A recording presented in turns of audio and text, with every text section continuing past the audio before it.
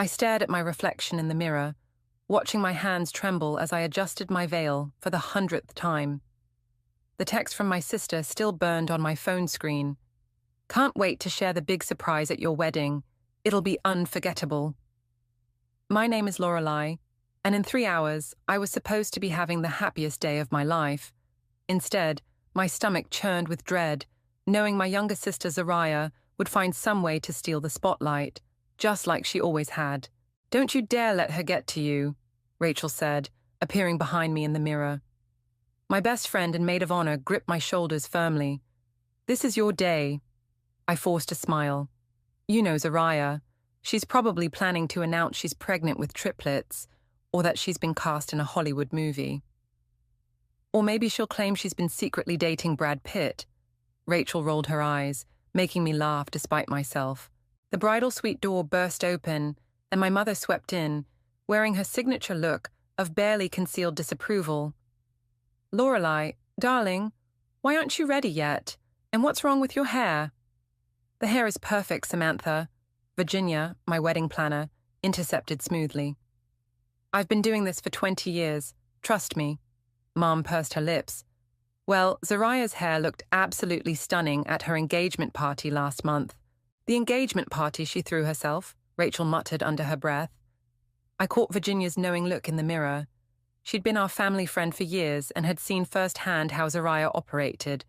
More importantly, she'd helped me prepare for today in ways my sister would never suspect. "Has anyone seen my earrings?" I asked, trying to change the subject. "Oh, speaking of jewelry," Mom brightened, "Zariah wanted to loan you her diamond bracelet. She said it would be perfect for—" "No," I cut her off firmly. "I'm wearing Grandma's pearls, the ones she left specifically for my wedding day." Mom's face fell. "But your sister—" "Mom," I turned to face her directly, "this is my wedding, not Zariah's." The door opened again and my father poked his head in. "There's my beautiful girl." His warm smile faltered slightly as he read the room's tension. "Everything okay in here?" "Perfect, Daddy," I managed a genuine smile. At least he'd always tried to treat us equally, even if he rarely succeeded in standing up to Mom's obvious favoritism. "Well, Frankie's already here, looking sharp as ever," Dad said, though he seems a bit nervous, kept checking his phone. My heart skipped. "Nervous? Did he say why?" "Probably just wedding jitters," Rachel jumped in quickly. "I'll go check on him." As Rachel left, Virginia shooed everyone else out to give the bride some space. Once we were alone, she closed the door and turned to me with serious eyes. "Are you sure about this, honey?" Once we set things in motion, I picked up my phone and pulled up Zariah's text again. Below it was a series of screenshots I'd collected over the years, evidence of her systematic attempts to sabotage my relationships, including my early dates with Frankie. The latest was from just last week, a message she'd accidentally sent me instead of her friend, detailing her plans for my wedding day. "I'm sure," I said firmly. "I've spent my whole life watching her tear me down to build herself up. She tried to break me and Frankie up 3 times before we got engaged. She's not ruining this day." Virginia squeezed my hand. "The video is ready. Just give me the signal during the reception." A knock at the door made us both jump. Rachel slipped back in, her face tight with concern. "Frankie's fine," she said quickly, "but I just overheard Zariah on the phone. She's definitely planning something for the ceremony. And she's got Darren with her." "Darren?" I frowned. "Her ex from college?" "Apparently not so ex anymore." Rachel's expression darkened. "They seemed cozy." I took a deep breath, smoothing down my dress. Part of me wanted to cry, but a stronger part, the part that had been methodically planning this day for months, felt strangely calm. "Let her try," I said, meeting my own eyes in the mirror. "I'm done being her supporting actress. She wants to make this day unforgettable. Fine. But this time I'm directing the show." Virginia and Rachel exchanged glances as I stood up straighter, adjusted my veil one final time, and reached for my bouquet. "Ready?" Dad called through the door. "Ready," I answered, and for the first time that morning, I meant it. Zariah had no idea what was coming, but she was about to learn that karma could be just as attention-seeking as she was. The church doors opened, and Wagner's bridal chorus filled the air. My heart pounded as Dad squeezed my arm, whispering, "You look beautiful, sweetheart." I caught sight of Frankie at the altar, and everything else faded away for a moment. His eyes lit up as they met mine, that crooked smile I fell in love with spreading across his face. Even from here, I could see him blinking back tears. Then I spotted Zariah in the front row, wearing a dress that definitely pushed the boundaries of appropriate wedding guest attire. She was practically bouncing in her seat, whispering to Darren beside her. My step faltered slightly, but Dad steadied me. "Just look at Frankie," he murmured. "Nothing else matters." The ceremony began beautifully. Father Matthews welcomed everyone warmly, and I managed to keep my voice steady through our traditional vows. Then came the moment for our personal ones. Frankie pulled out a small piece of paper, his hands shaking slightly. "Lorelei," he began, "before I met you, I was lost. I'd given up on finding real love, convinced myself it wasn't worth the risk." He paused, swallowing hard. "Then you walked into that coffee shop, ordered a triple shot espresso, and proceeded to spill it all over my laptop." Laughter rippled through the church. I couldn't help giggling through my tears, remembering that disastrous first meeting. "You were so mortified," he continued. "You insisted on buying me coffee every day for a week to make up for it. By day 3, I was already falling for you. Your kindness, your strength, your ability to light up any room. You made me believe in love again." I opened my mouth to begin my own vows, but movement in the front row caught my eye. Zariah was standing up. "I'm sorry," she called out, her voice carrying through the church. "I just can't hold it in anymore. Darren and I are engaged." The church fell silent. I felt Frankie's hand tighten around mine as Zariah practically dragged Darren to his feet. "We wanted to wait to announce it," she continued, beaming at the shocked congregation. "But seeing all this love today, I just couldn't keep our joy to ourselves anymore. Isn't it amazing? We'll be planning our own wedding soon." Mum was already dabbing at her eyes, exclaiming, "Oh, my baby," while Dad looked like he wanted to sink into the floor. I caught Rachel's eye from where she stood with my other bridesmaids. She was practically vibrating with rage, but I gave her a subtle shake of my head. "Not yet." "That's wonderful news, Zariah," I said, keeping my voice steady. "But perhaps we could return to the ceremony." Of course," Zariah gushed, still standing. "I just thought, since we're all here celebrating love, what better moment? Darren and I want to share our story too. We actually reconnected at your engagement party, Lorelei. Remember when you were too busy to talk to your own sister?" Father Matthews cleared his throat. "Perhaps this discussion could wait for the reception." "Oh, but this is so much more intimate," Zariah protested. "And Darren's already ordered champagne for everyone." "Zariah," Frankie's voice cut through her rambling, surprisingly firm. "Sit down, now." Something in his tone made her pause. She blinked, then slowly sank back into her seat, though her triumphant smile remained firmly in place. I squeezed Frankie's hand in gratitude before turning back to Father Matthews. "My vows," I said clearly, pulling out my own paper. My hands weren't shaking anymore. If anything, Zariah's interruption had only strengthened my resolve.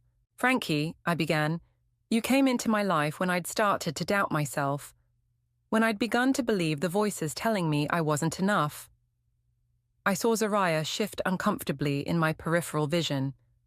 "But you saw me, really saw me. You taught me that real love isn't about competition or attention. It's about support, trust, and standing together against whatever life throws at us." I took a deep breath, looking directly into his eyes. "I promise to always be your partner in every sense of the word, to face our challenges together, to celebrate our joys as one, and to never let anyone come between the truth of what we share." The rest of the ceremony passed in a blur of rings and prayers. When Father Matthews finally pronounced us husband and wife, Frankie pulled me into a kiss that felt like a promise of its own. As we turned to face our guests as Mr. and Mrs., I caught sight of Virginia in the back of the church, giving me a subtle thumbs up. The video was ready. Zariah might think she'd won this round, but the reception was about to give her a surprise of her own. After all, karma doesn't always wait for the next life to come calling. "Ready to face the crowd, Mrs. Rivera?" Frankie whispered as we prepared to walk back down the aisle. I smiled, genuine and bright. "More than ready. The real show's about to begin." The reception hall buzzed with whispered conversations as guests found their seats. Zariah had somehow managed to position herself at the center of attention, showing off her engagement ring to anyone who would look. Mom hovered nearby, practically glowing with pride. "I can't believe she actually did it," Rachel muttered, adjusting my train as we prepared for our entrance. "In the middle of your vows." "Oh, I can believe it," I said, watching through the doorway as Zariah dramatically recounted her magical proposal story for the third time. "Remember my high school graduation?" When she announced she'd been accepted to Yale, Rachel rolled her eyes. "Even though she ended up going to community college 2 months later." "Or my college graduation," I added. "When she fainted during my valedictorian speech, the smelling salts were a nice touch," Frankie chimed in, appearing beside me. "Though not as creative as the sudden illness at your promotion party last year." I turned to face him, straightening his boutonniere. "You know what the worst part is? She actually tried to warn me this time. That text wasn't a slip-up. She wanted me to spend my entire wedding day dreading whatever she had planned." Well, Rachel's smile turned wicked. She's about to learn about karma. The DJ's voice boomed through the speakers, announcing our entrance. As Frankie and I stepped into the reception hall, the crowd erupted in applause. Everyone except Zariah, who was busy showing Darren something on her phone.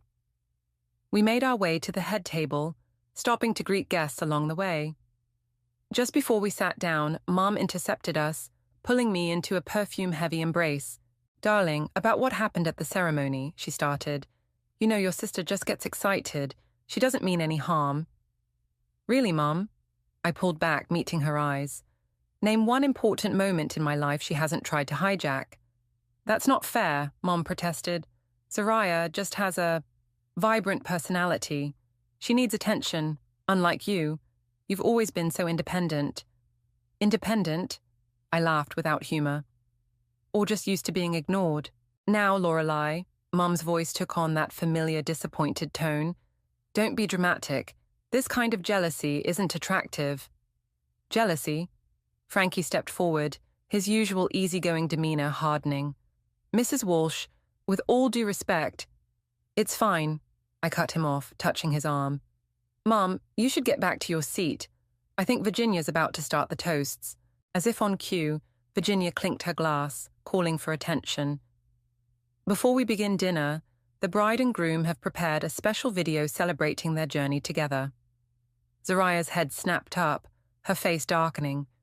She hadn't expected this deviation from the traditional reception schedule she'd tried to help plan.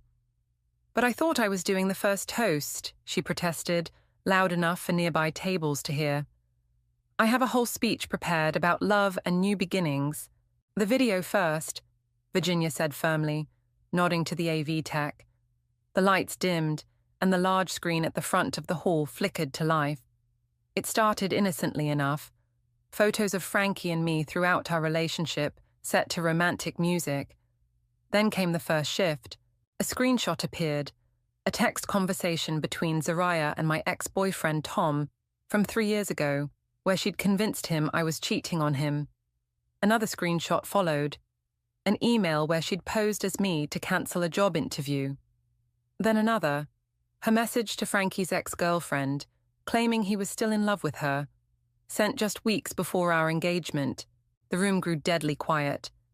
I could feel Zariah's eyes boring into me, but I kept my gaze forward, watching as years of her carefully orchestrated sabotage played out on screen. "Turn it off," she demanded, her voice shrill. This is private. Mom, make them stop it." But even Mom sat frozen, watching as the evidence mounted. Messages, emails, social media posts, a systematic campaign to undermine every significant relationship and opportunity in my life. The final clip was from last week.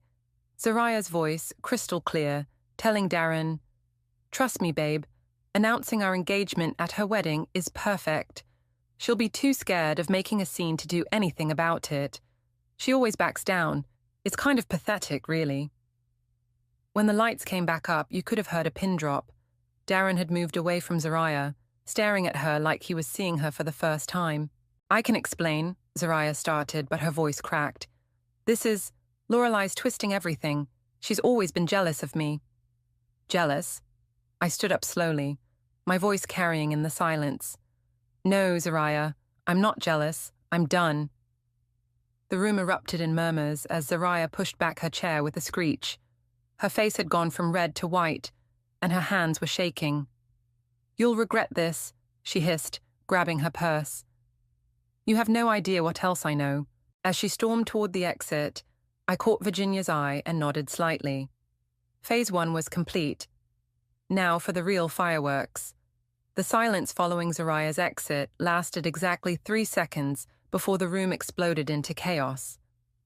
Guests turned to each other, phones appeared in hands, and the whispers grew into a steady roar of conversation. "Did you know about all this?" Darren approached our table, his face ashen. "The messages, the manipulation, how long has she been doing this?" "Sit down, Darren." I gestured to an empty chair.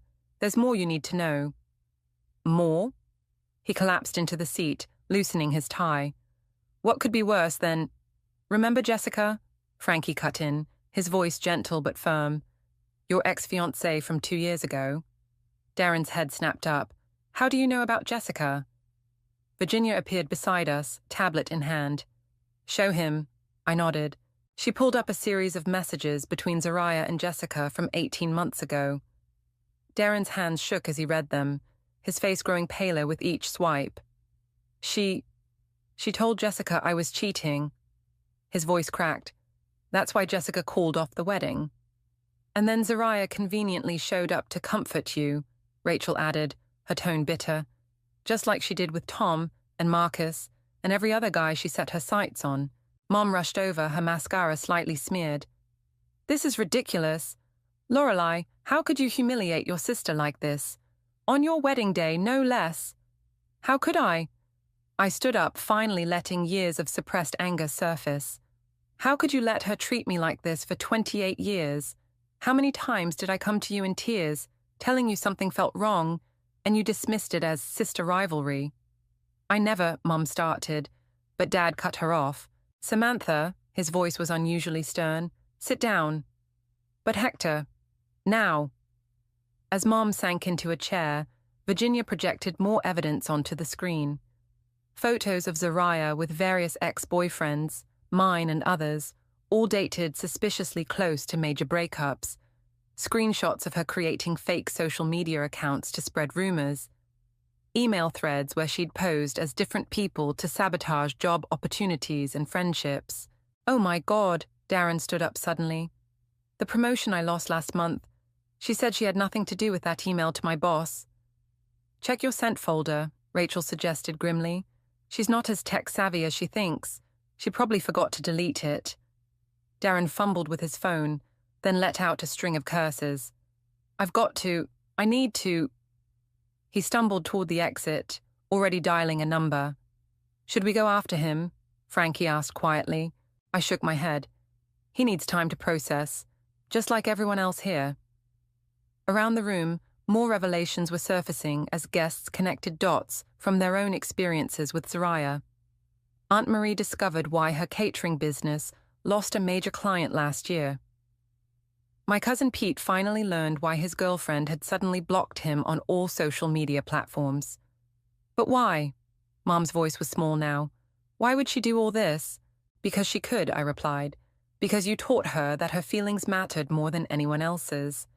Because every time she hurt someone, you helped her justify it." "That's not—" Mom paused as Dad placed a hand on her shoulder. "It is true, Sam," he said softly. "We failed both our girls. We failed Zariah by never setting boundaries, and we failed Lorelai by never protecting her." The door burst open and Zariah stormed back in, her face streaked with tears and fury. "You want to play dirty? Fine. Let me tell everyone about the real Lorelai, about how you—" Slept with Marcus after your breakup. I finished for her. Go ahead. Tell them how you conveniently left out the part where you'd already cheated on him with his best friend. The evidence is all there, Zariah. Every lie, every manipulation, every coincidence. I've spent years documenting it all. You're destroying our family, she screamed. No. I stayed calm, though my heart was racing. You did that, one sabotage at a time. I have more, she threatened, reaching for her phone. Things you don't know about. Actually, Virginia stepped forward, holding up a USB drive. We do know, all of it, including what really happened to Dad's retirement fund last year. Zariah froze, her phone slipping from suddenly nerveless fingers. Dad stood up slowly, his face draining of color. What about my retirement fund? The room held its breath as Zariah's eyes darted between faces, looking for an ally and finding none.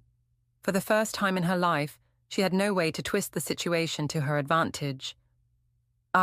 She started, then stopped. Her carefully constructed world was crumbling, and everyone could see it. I think, Virginia said quietly, it's time for the full truth to come out, all of it. I nodded, my hand finding Frankie's under the table.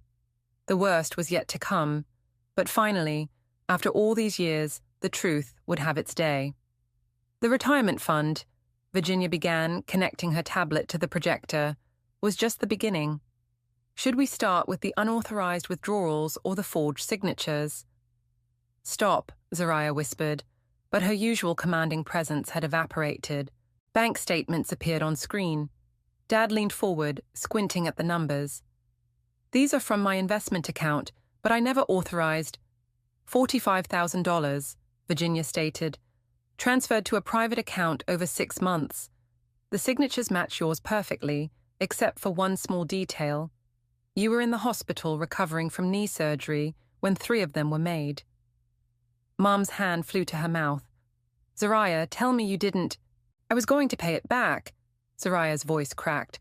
I had a plan, this amazing investment opportunity. You mean the crypto scam? Rachel interrupted, pulling up more documents. The same one you tried to drag Lorelei into last Christmas? Dad's face had turned an alarming shade of red. My retirement savings, for cryptocurrency. Not just any cryptocurrency, I added quietly. A pyramid scheme. The same one that bankrupted Uncle Mike last year. Remember how Zariah consoled his daughter at the bankruptcy hearing, telling her everything would be okay while holding the very money that could have saved their house? You don't understand. Zariah's mascara ran in black streaks down her face. I needed the money. Do you know how hard it is to keep up appearances? The right clothes, the right car, the right connections, the right lies. Frankie stood up. Like the lies you told me about Lorelei before we started dating. About her supposedly being engaged to someone else. The room buzzed with fresh whispers. Darren had returned, standing at the back with his phone still in hand, looking shell-shocked.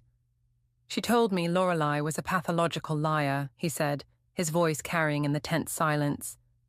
That I should be careful believing anything she says about family matters. Projection at its finest, Rachel muttered. I just got off the phone with Jessica, Darren continued. She's sending me proof of all the messages, the fake social media accounts, the anonymous tips about affairs that never happened. It wasn't just Lorelei. You've been doing this to everyone. I had to, Zariah screamed suddenly, making several guests jump. You don't know what it's like being the younger sister, always in her shadow, perfect Lorelei with her perfect grades and perfect job and perfect fiancé. Shadow? I laughed incredulously. You had everything. Mom and Dad's attention, the best clothes, the biggest room. They remortgaged the house to send you to private school while I worked 2 jobs to pay for community college. Because you wanted to, Mom interjected weakly. You said you wanted to be independent. No, Mom. I said that because every time I asked for help, you told me the money had to go to Zariah's special needs. Her modeling classes, her acting workshops, her therapy sessions she never actually attended.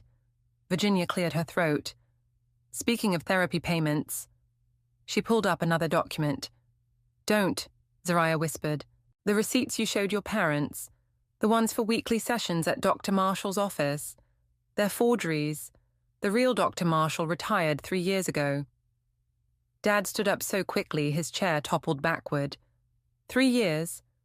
We've been paying $500 a week for 3 years for therapy you never attended.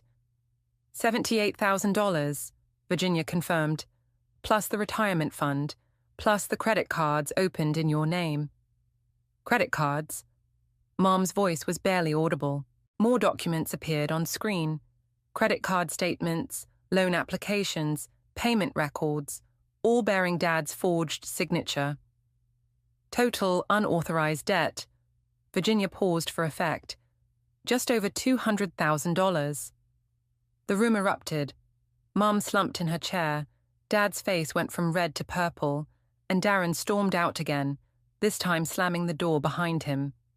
I can explain, Zariah began, but for once no one was listening to her performance. The police, Dad said quietly, his voice shaking. We need to call the police. Daddy, no! Zariah rushed forward, reaching for him, but he stepped back. Don't touch me, he said. Don't even look at me right now. Mom? Zariah turned desperately, but Mom was staring straight ahead, tears streaming down her face. All those times you needed emergency money, Mom whispered. All those investments you said would make us rich. All those stories about helping friends in need. I'm your daughter, Zariah pleaded. Yes, Mom finally met her eyes. And that's why this hurts so much more. Virginia already had her phone out, speaking quietly to someone on the other end. Zariah's eyes darted around the room like a trapped animal, finally landing on me. This is your fault, she hissed. You've ruined everything. No, I said firmly, standing to face my sister one last time. You did that all on your own. I just finally stopped covering for you. The sound of sirens in the distance grew steadily louder. The police arrived with minimal drama. 2 officers quietly escorted Zariah out, while a detective took statements from my parents. Most guests had already left, leaving behind half-eaten meals and whispered promises to call later. Some wedding, huh? Frankie pulled me close as we watched Mom sobbing into Dad's shoulder. I don't think this is what they mean by memorable. I'm so sorry. I turned to face him. This wasn't how our day was supposed to go. Hey, he lifted my chin with his finger. Remember what you said in your vows about facing challenges together? Still, I sighed, most couples don't spend their wedding night giving statements to the police about financial fraud. Rachel appeared with 3 glasses of champagne. Well, most couples don't have Zariah for a sister. Here, you both look like you need this. As we sipped our champagne, Virginia approached with her tablet. The detective wants to know if you'll testify about the relationship sabotage. It establishes a pattern of manipulation that strengthens the fraud case. Of course, I started, but was interrupted by a commotion at the entrance. Is she still here? A man's voice called out. I need to speak to Zariah. Joey? Rachel squinted at the newcomer. Joey Stevenson? My heart dropped. Joey, Zariah's ex-fiancé from 2 years ago, the one who'd disappeared right before their wedding. He looked different now, thinner, more haunted, but definitely him. She's been arrested, Frankie told him. The police just took her. Arrested? Joey ran a hand through his disheveled hair. Good. That's good, because I have something you all need to see. He pulled out a laptop from his messenger bag, hands shaking as he opened it. I've spent the last 2 years tracking her activities. After what she did to me, I couldn't let it go. What did she do? I asked softly. Besides empty my bank accounts and try to frame me for embezzlement at work. He laughed bitterly. She nearly destroyed my life, but that's not even the worst part. Virginia pulled up a chair for him. Show us. Joey's fingers flew over the keyboard. See, after I lost everything, I started investigating. Found others she'd done this to.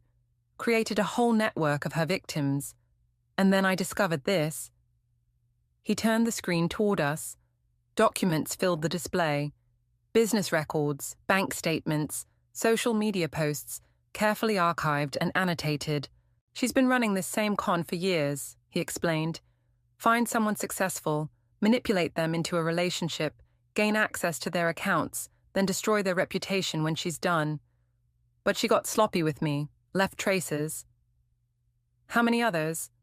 Dad's voice made us all jump. He and Mom had approached quietly, their faces drawn with exhaustion. At least 12 that I've confirmed, Joey replied.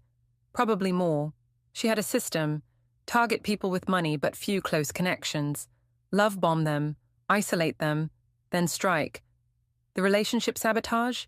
That was just practice. A way to perfect her manipulation techniques. Mom sank into a chair. Our little girl, a con artist. A very good one, Joey nodded grimly. She learned early that crying got her out of trouble, that playing victim made people trust her.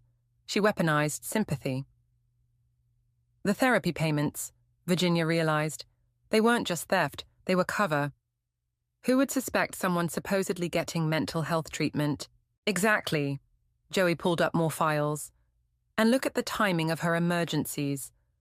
Always when someone was close to discovering the truth. Always with a ready explanation that made the questioner feel guilty for doubting her. I felt Frankie's arm tighten around me as realization dawned. The engagement announcement today wasn't just attention-seeking, Rachel finished. She needed a new mark. Darren has family money, doesn't he? Old money, I confirmed, and a trust fund he gets access to next month. Which she would have drained within weeks, Joey said, just like she did to me, just like she did to all the others. The detective approached our group. Mr. Stevenson, we'd like to take your statement now. This evidence could help build a stronger case. As Joey packed up his laptop, he turned to my parents. I'm sorry, I know this hurts, but she needs to be stopped before she ruins more lives. Dad nodded slowly, looking every bit his age. Thank you for coming forward. After Joey left with the detective, an uncomfortable silence fell over the room. The remaining guests had gathered their things, leaving just family and close friends. What happens now? Mom asked, her voice small. Now, I said, taking Frankie's hand, we clean up this mess. Together, as a family. And Zariah? Rachel asked. I looked at the empty doorway where my sister had been led away in handcuffs. She faces the consequences of her actions. Finally. Some wedding present. Frankie attempted a weak joke. Actually, I managed a small smile. It kind of is. The truth, that's the best gift we could have received today. The room fell quiet again, but this time the silence felt different. Like the calm after a storm, when the air is clear and you can finally see the damage and begin to rebuild. 3 days after my wedding, I found myself sitting in a sterile police station interview room, facing my sister across a metal table. She looked smaller somehow, without her designer clothes and perfect makeup. 5 minutes, the officer reminded us before stepping outside. You look terrible, Zariah said, picking at her orange jumpsuit. Shouldn't you be on your honeymoon? Frankie and I postponed it. Someone had to help Mom and Dad sort through the financial mess you left them with. She flinched. They're still mad. Mad? I leaned forward. Dad had to remortgage the house. Again. Mom can barely get out of bed. Is that what you wanted? I wanted... She trailed off, then straightened. You didn't have to expose everything at your wedding. You could have talked to me privately. Like you talked to me privately about sabotaging my relationships, or stealing Dad's retirement, or conning Joey out of his life savings. Joey, she spat the name. He's the one who turned me in, isn't he? Pathetic little man, couldn't handle a strong woman. Stop it, I cut her off. Just stop. The act doesn't work anymore. Joey showed us everything. The other victims are coming forward. It's over, Zariah. For a moment, her mask slipped. Real fear flashed across her face before she covered it with a sneer. So what now? You get to be the perfect daughter while I rot in jail. Is that your happy ending? This isn't about being perfect. It's about consequences. The DA says you're looking at 15 to 20 years. 20 years? Her voice cracked. But I'm your sister. Yes, you are. Which is why I'm here with an offer. She leaned forward eagerly. You'll help me? The DA is willing to consider a lighter sentence if you cooperate. Return the money, provide details about all your cons, testify against your accomplices. Accomplices? She sat back, eyes narrowing. I worked alone. Really? So that offshore account in the Caymans just appeared by magic. The fake IDs were self-generating. Come on, Zariah. We both know you had help. She stayed silent, but I saw the calculation in her eyes. Think about it, I continued. 7 to 10 years with good behavior versus 20. Your choice. And what do you get out of this? She demanded. The satisfaction of seeing me confess? What I get is closure. For our family, for Joey, for everyone you hurt. And maybe, just maybe, a sister who finally takes responsibility for her actions. You always were self-righteous, she sneered, but there was a tremor in her voice. No, I was just waiting for you to face reality. Remember when we were kids? Before the lying started, we used to be friends. Before you became Little Miss Perfect, you mean? Before you decided that taking what you wanted was easier than earning it, I corrected. Before you started seeing everyone as either a mark or a rival. She looked away, blinking rapidly. I can't go to prison for 20 years. Then tell the truth, all of it, starting with who helped you set up those offshore accounts. The officer knocked on the door. Time's up. Zariah grabbed my arm as I stood. Wait, I need time to think. You have until tomorrow morning. The DA won't wait longer than that. Lorelei, her voice was small, almost childlike. Will you come back if I decide to talk? I studied her face, searching for signs of manipulation. For once, I saw none. Yes, but only if you're ready to tell the whole truth. As I turned to leave, she called out again. I'm sorry about your wedding. I know you probably don't believe me, but I am. I paused at the door. You're right. I don't believe you. Not yet. But maybe someday I will. Outside, Frankie was waiting with Rachel and Joey. How did it go?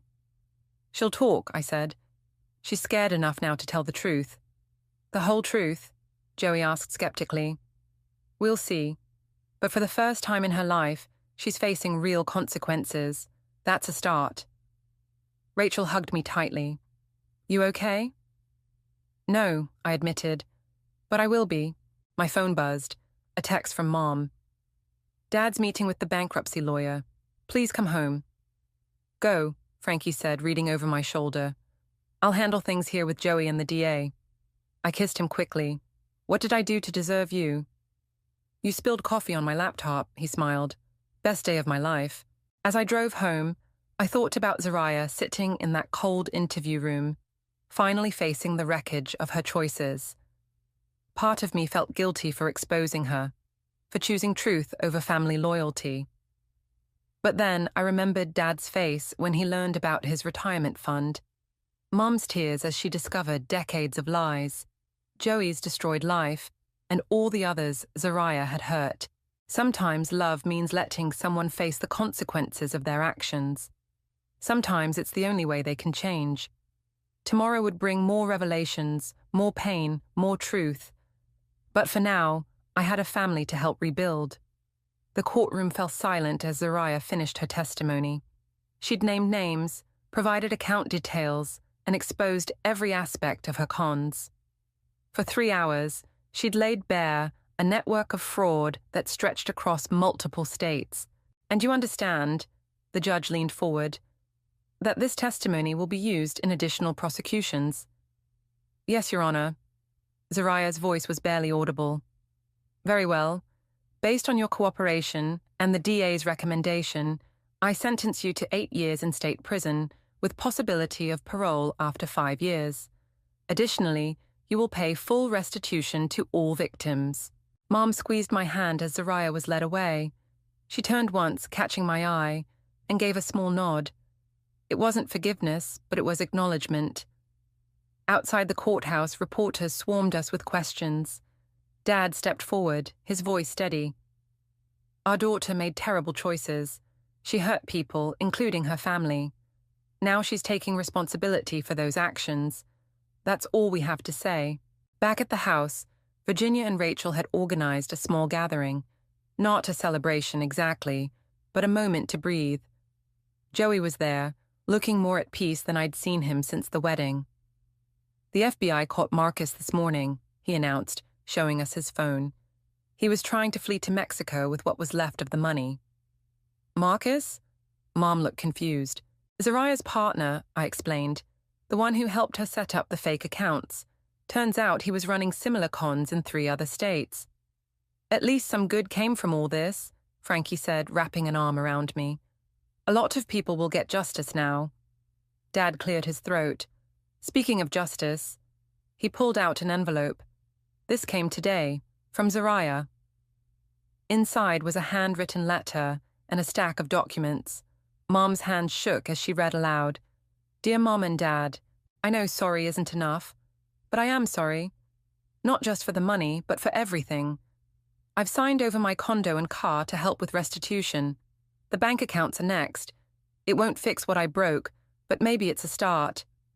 Love, Zariah. She actually signed the transfer papers, Dad said quietly. No games, no conditions. It's something, I acknowledged. A small step, but real. Rachel raised her glass. To small steps, then, and to finally having the whole truth out in the open. To truth, everyone echoed. As conversations flowed around me, I slipped outside to the back porch, the same porch where, as teenagers, Zariah and I used to share secrets and dreams. Before competition turned to sabotage, before attention-seeking became destruction. Frankie found me there, 2 cups of coffee in hand. Penny for your thoughts? I was just thinking about choices. I took a cup. How each little decision leads to bigger ones. Until suddenly you're so far down a path you can't see the way back. But there's always a way back, he said. Zariah found it today. Your parents are finding it, rebuilding their trust in each other. Even Joey's finding peace. And us? I turned to face him. Are we okay? This wasn't exactly the romantic wedding story most couples get to tell. He laughed. Are you kidding? We got through family drama, financial fraud, and a criminal investigation in our first week of marriage. I'd say we're better than okay. From inside, we heard Mom laugh, a real laugh, the first in weeks. Through the window, I could see her showing Virginia old family photos, while Dad and Joey discussed plans for a support group for fraud victims. You know what the strangest part is? I said. I actually feel lighter, like all those years of covering for Zariah, making excuses, pretending everything was fine. That was the real burden. The truth usually is lighter, Frankie agreed, even when it hurts at first. My phone buzzed, a text from the prison social worker. Zariah would like to start family counseling when you're ready. I showed Frankie the message. What do you think? I think, he said carefully, that healing takes time, and work, and willingness to change. But if she's really ready, then maybe we all are, I finished. We stood there in comfortable silence, watching the sun set on what felt like the end of one chapter and the beginning of another. Not a fairy tale ending. Those don't exist in real life. But something better. A true ending, hard-won and honest. Ready to go back in? Frankie asked. I took his hand, feeling the new weight of my wedding ring. Ready. Because that's what life is, really. Not perfect moments or dramatic revelations, but small choices. The choice to face truth, to allow consequences, to offer chances for redemption. The choice to love anyway, even when it's complicated. Especially when it's complicated, when it's complicated, when it's complicated, when it's complicated, when it's complicated.